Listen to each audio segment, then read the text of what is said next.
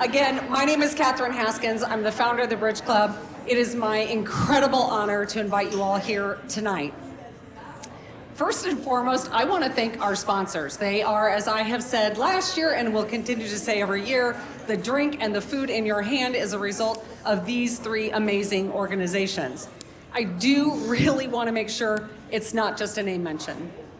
First and foremost, NAVC.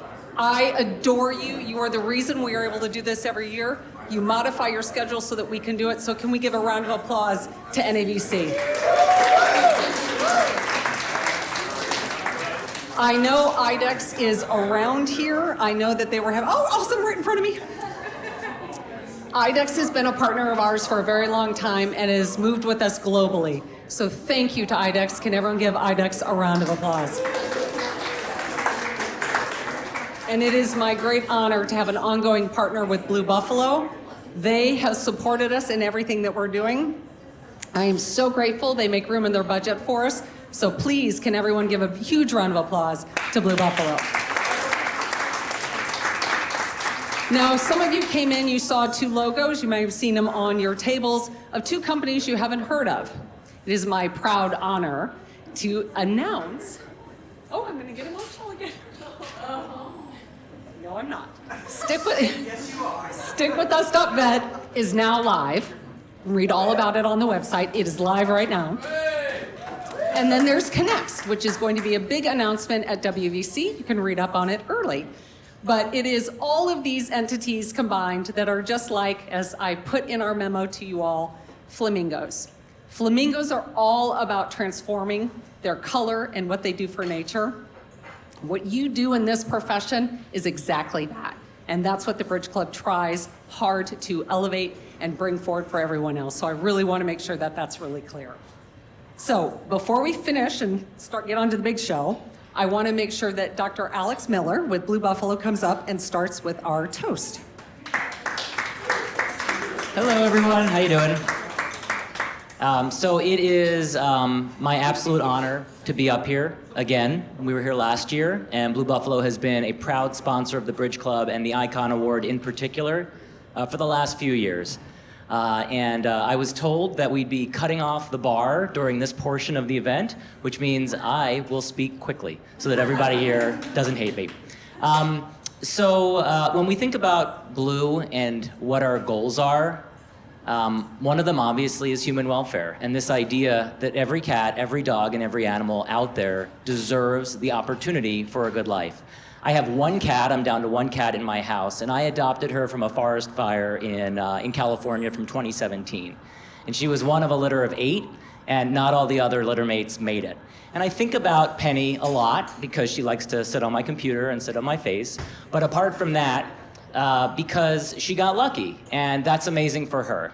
But sometimes I get overwhelmed at the fact that there are so many animals out there, not just in the US, but around the world, who just don't have the opportunity that Penny did. And as much as I love cats, I'm not adopting 20 million, 100 million cats, however many homeless cats there are out there. So when I think about that, and then I go back to the rest of my life, I am awed and inspired by the people who take that charge seriously and don't just end their day and say, oh, well, that's someone else's problem, but they make it their problem and they commit to that. And those are the people that inspire me every day. So believe me when I say it is truly an honor to sponsor you, Katherine, and to be able to be here tonight. So thank you, have fun, and I'll hand it back to Katherine.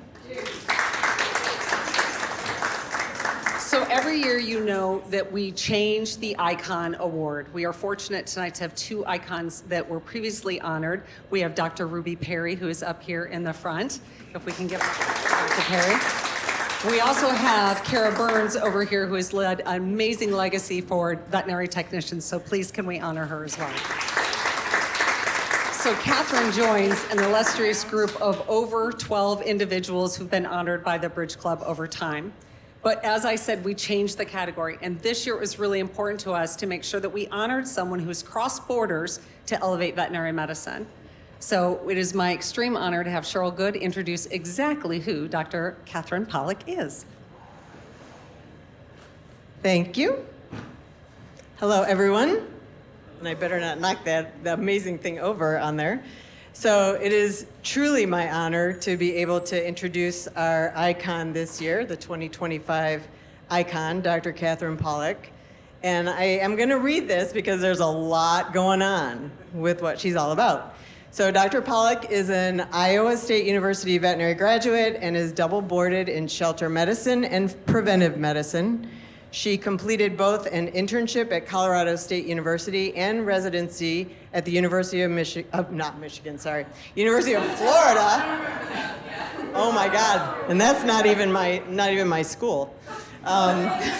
University of Florida in shelter medicine.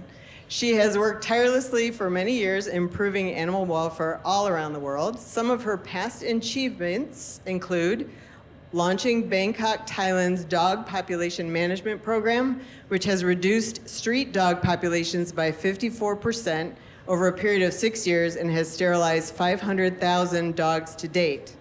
Securing bans on the dog meat trade in Siem Reap, Cambodia, and Hoi An, Vietnam. Leading a team with Humane Society International to achieve the 2024 ban on South Korea's dog meat farming, managing large-scale spay-neuter programs across India, which recently achieved an 86% dog sterilization rate in Lucknow, India, the capital of Uttar Pradesh. Close enough.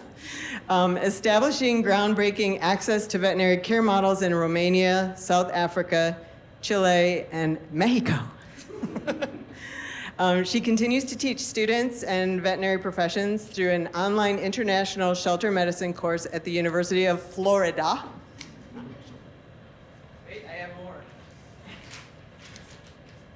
Dr. Polak has received multiple awards and honors in the veterinary field, is an author and co-editor of Field Manual for Small Animal Medicine, published by Wiley Publishing, a textbook to facilitate veterinary practices in rural and underserved communities, and sits on multiple international veterinary and animal welfare boards and committees, including the World Small Animal Veterinary Association Animal Welfare Committee. Woo! Go Usama. And so I would like to call Dr. Polak up to the stage. Woo! Have a seat. And yours is up there. And I would also like to call up Dr. Julie Levy, who is going to be interviewing Dr. Polak.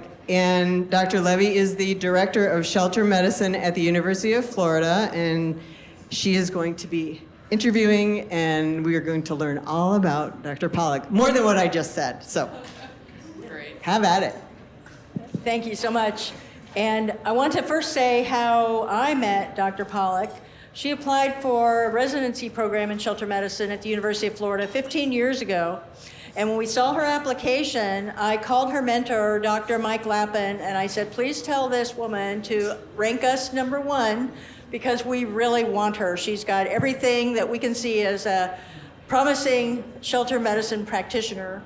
And then she arrived in Gainesville after matching with us, and within a few months were these terrible floods in Bangkok. And we got a call from international organizations saying, people are trying to set up animal shelters for these free-roaming dogs that are trapped in the floods.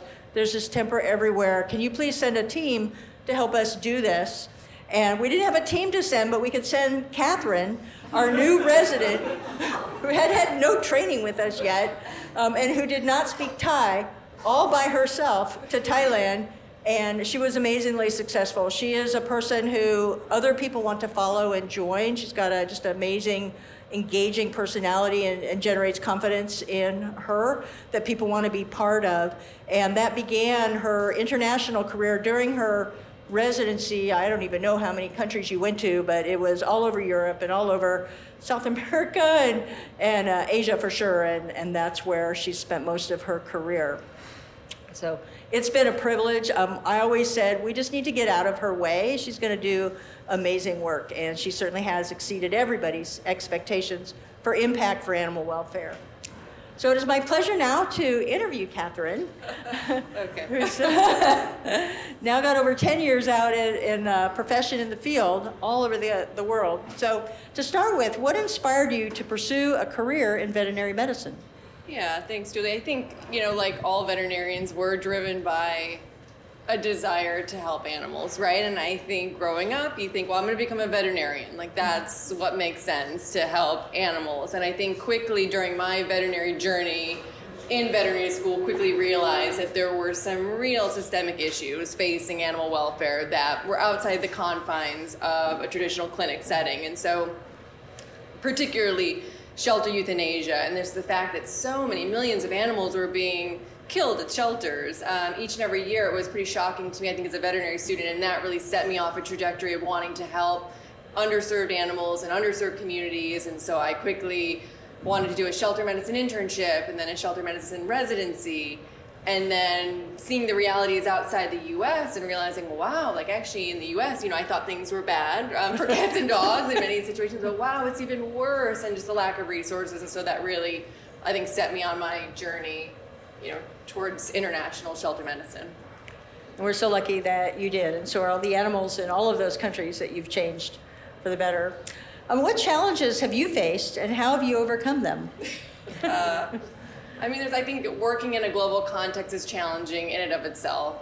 Certainly coordinating teams across time zones and working in different cultures and environments is inherently challenging. I would say the work that we do looks to combat some of the cruelest, practices, and a real focus for me is the dog and cat meat trade, because I think this is a winnable campaign. We will win this in our lifetime, but that is challenging. I think the emotional toll that takes, being on the ground, seeing the cruelty, reviewing the investigative footage, working with our teams on that issue, that is challenging. And I think talking about working in very, very limited resource areas where people don't have cars to take dogs to clinics. Like, there are no veterinary clinics within an hour. People can't afford services. So I think limited resource communities, working within different cultural contexts, and then just the severe cruelty. And I think sometimes lack of political will is something that we have to really battle with. And this feeds off that is, what is your biggest challenges you see globally in veterinary medicine in general? Yeah, that's a good question. There's a lot of challenges. I would say the one that I think is getting attention finally is access to care. The fact that, certainly here in the US, there are access to care issues that affect pet owners across the country, but it is magnified in countries with developing economies. People cannot afford veterinary care. And I think, and it's just not available in so many places. And I think on the other side of the coin too is that we work in so many places where veterinary training is so poor in small animal medicine. So in countries in developing economies, veterinary education focuses on livestock. It focuses on animals of economic importance, and it usually is not cats and dogs. And then the problem is you have countries, particularly in Latin America, that have free roaming dog and cat issues. And so the government see that this is an issue, and they say, well, I want to hire a vet. I'm going to hire a vet to work in these municipalities and do something about this issue.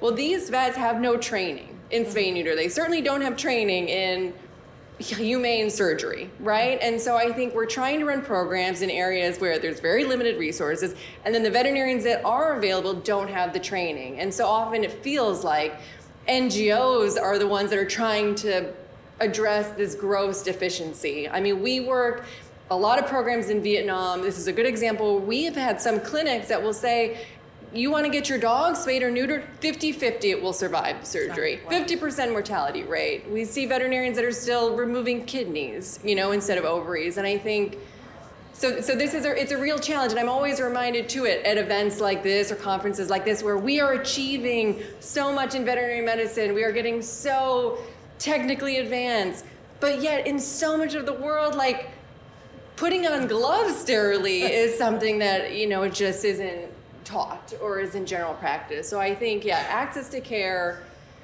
veterinary training, limited resources would be kind of the biggest challenges, I would say, that I see. And so what legacy would you hope to leave? These are big questions. Legacy.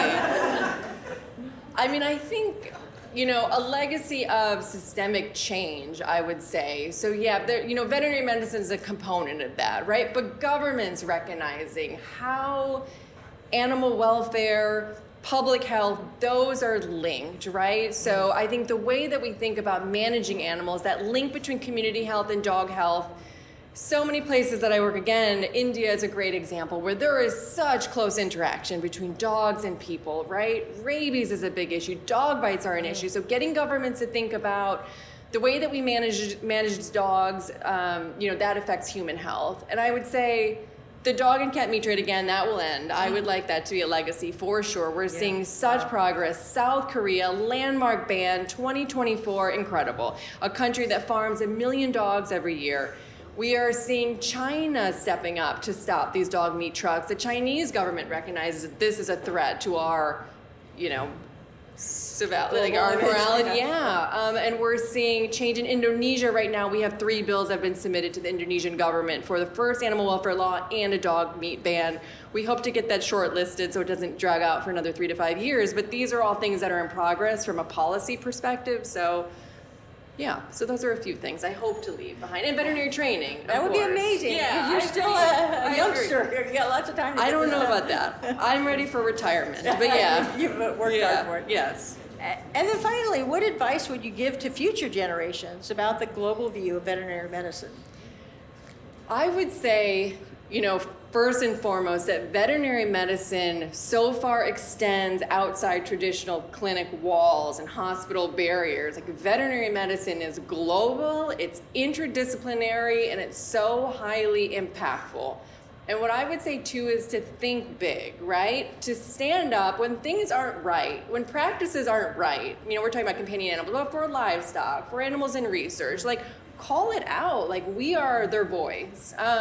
So I would say to think big also, and programs can be scalable, right? So we can go in and we can see a street dog population, think, okay, we're gonna sterilize, we're gonna spay neuter 200 dogs. Well, why not make it 2,000 dogs? How do we get governments involved, reach across lines? I think we as veterinarians, we focus on the animal, focus on people that think like us, but we should really be extending across to find kind of unfamiliar bedfellows, so to speak, like the World Bank or financial institutions or other groups that have, or FIFA, for example. Right now we're looking at Morocco culling 3 million dogs. Sometimes it feels like we're taking 2 steps forward and then 1 step back, 2 steps forward, right? Turkey passing a bill to kind of incarcerate and cull millions of street dogs, right? So I would just say that these are global big issues, but we're well positioned to tackle them, and let's also reach across different lines to engage with stakeholders that we can accomplish goals for animals. It's stunning, and I think Katherine is very early in her career, although she probably feels tired for all of the work that she's done, and she travels a lot of miles every year. She does these big, long flights to Asia. I see all of the time, which I thought I was going to die on my flight to Asia. It was so long. And so I'm just so grateful that we had a very small part in her career development, and we're so proud of watching what she's achieved and the example she sets for other young veterinarians. And so I would like us all to raise a glass to Katherine, the one that we said, let's just stay out of her way, and she's going to do great things that we can be proud of.